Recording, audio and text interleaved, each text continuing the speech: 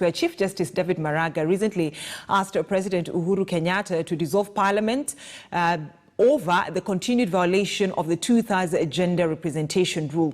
Now, Maraga said Parliament's failure to enact a law to operationalize the constitutional provision amounts to an act of impunity. In his advice, Maraga said he's acting following 6 petitions filed in pursuit to Article 261, subsection 7 of the Constitution. The CJ said that he said that Parliament has blatantly failed, refused or neglected to pass crucial laws since August 2010 when the Constitution was promulgated. Now, opinion is divided over this, with several leaders giving the opinion, and that is why this morning we're speaking to a constitutional lawyer, Elisha Ongoye, who's going to look at the legal implication of this. And thank you so much for talking to us here on KTN News Center, Wakili. So let's look at the two sides of the coin. One, should a president, decide to follow the CJ's directive of dissolving Parliament, what does it mean for the executive, the entire, government? And the other side of the coin is, should he fail to dissolve Parliament as directed by, actually as proposed by the CJ? What does it also mean, for the president when it comes to following court orders? Thank you. Thank you so much. Let me allude to 2 things. There is a principle of good governance called the rule of law. And when a society finds itself in the state in which Kenya finds itself today, it just means that there has been a threat to the rule of law. So things cannot be normal.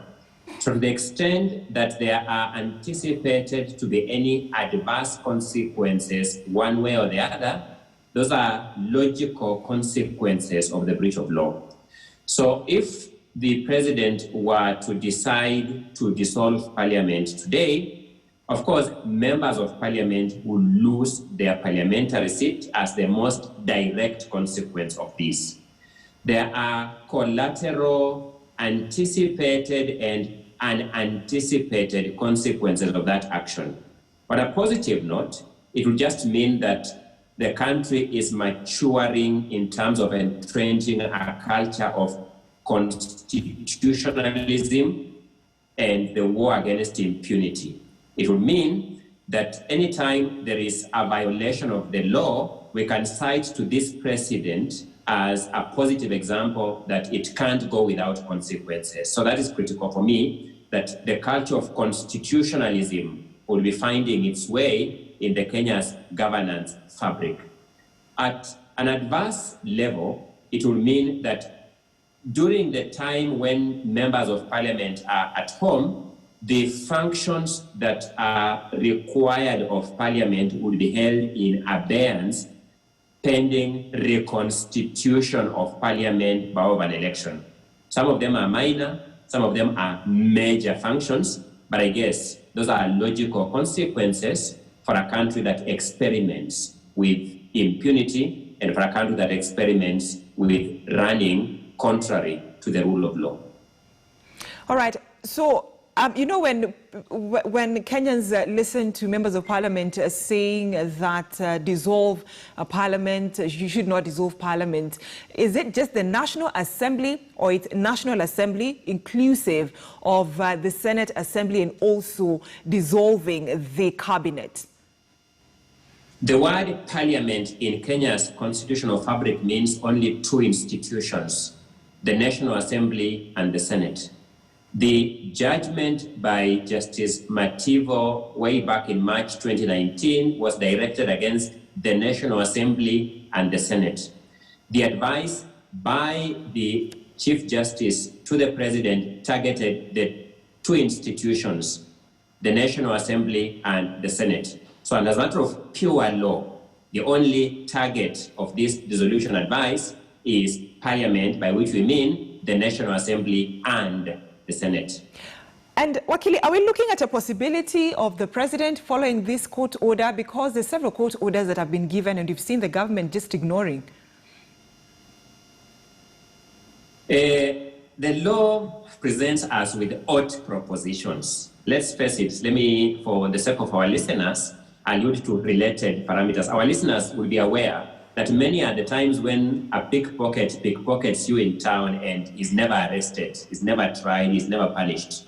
Or a robber robs you and is never arrested, is never punished, is never prosecuted. It just means that the law presents us with what ought to happen. If this country were to be a country that subscribes to the twin principles of constitutionalism and the rule of law, the president ought to dissolve parliament as dictated by Article 261 of the Constitution. Failure by the president to dissolve parliament as dictated by that express provision of the Constitution simply means that has once again been abused. It weakens our governance fabric and weakens our stability as a country that is supposed to be governed by the rule of law. Otherwise, if we were to submit to our avowed promise to live by the dictates of the rule of law, the president ought to dissolve parliament and allow the consequences to fall into place. So I may be right to say we are looking at politics at play here, because the reason as to why I'm saying that also, it's because you've seen some members of parliament that have been associated or associating themselves with Team Tanga Tanga have been urging the president to dissolve parliament, while others are saying do not dissolve parliament. Politicians will play politics because politics is the primary tool of trade for politicians. As a professional, as a lawyer, I have to be as objectively as possible guided by the law. The law expressly visits consequences on the institution called parliament if it fails to enact the requisite legislation as dictated by Article 261 of the Constitution. It says parliament ought to be dissolved by the president upon the advice of the Chief Justice. We are at the stage where the Chief Justice has rendered the advice. The next cause in the chronology of events is a presidential action of dissolution of parliament. Should the president fail to do that, it would have abused the Constitution. It would not be the first thing. He would have threatened our fabric as a society that ought to be governed by the rule of law. He would have weakened our legal system and our legal order to that extent. Politics aside, that is what the law is. All right, so what happens, because so many Kenyans are wondering what will happen to the presidency, the office of the president, the office of the DP. Should the president go ahead and dissolve parliament? Should they also be expected out of office? Not at all. Had the people of Kenya intended that the other office holders also vacate office, nothing would have been easier than to expressly say so in Article 261 of the Constitution. And by the way, there's a principle in interpretation of the law that where there's a conflict between a general provision of the law and a specific provision of the law, then ordinarily the specific provision ought to take sway. Article 261 leaves it to no doubt. It says the president shall dissolve parliament, not the president shall dissolve parliament and all other elective offices. Nothing would have been easier than to simply say so. So the only institution that is going home is the institution of parliament. There are two consequential interpretations, and that's where the courts come in at that juncture. The first consequential interpretation is the one we've had from the President of the Law State of Kenya, which says that the seats of these members of parliament become vacant, in which case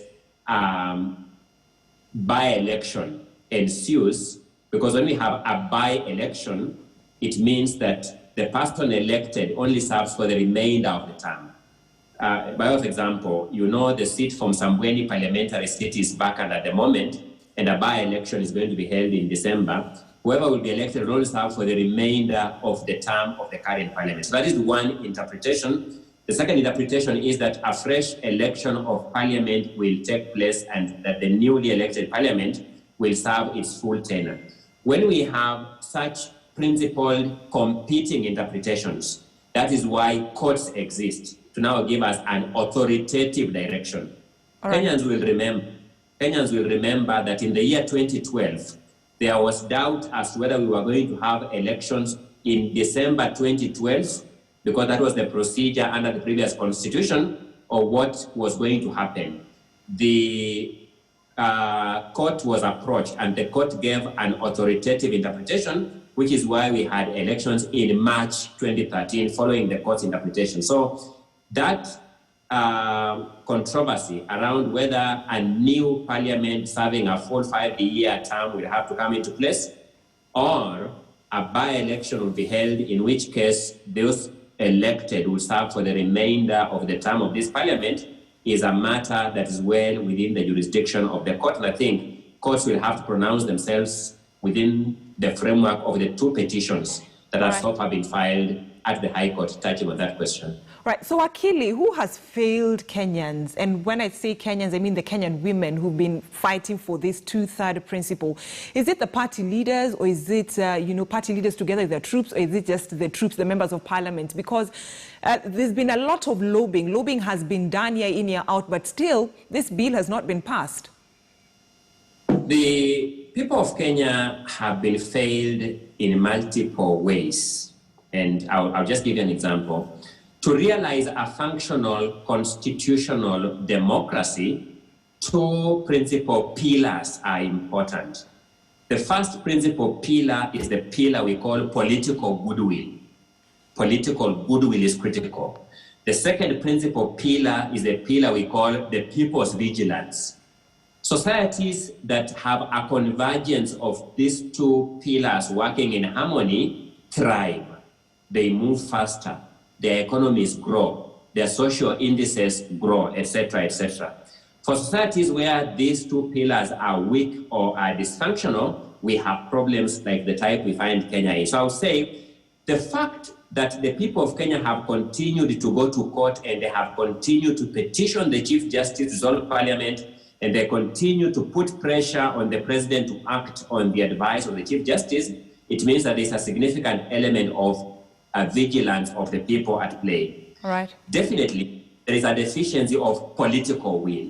So at the political parties level, at the level of the legislative institutions, people have failed. You and I know that bills for purposes of giving effect to Article 27(8) and Article 81(b) of the Constitution have been tabled before the National Assembly severally, and there have been quorum hitches. That tells you a complete absence of political will. So speaking for myself, I think the greatest weakness in the Kenyan political fabric is absence of political will. The people of Kenya contribute to that by continually electing men and women who lack that political will. All right, thank you so much, Elisha Ongoya, constitutional lawyer, talking to us about that decision that is supposed to be made by the president after the Chief Justice David Maraga gave a proposal of the president to dissolve parliament for failing to pass the 2/3 gender rule bill. Now, to some international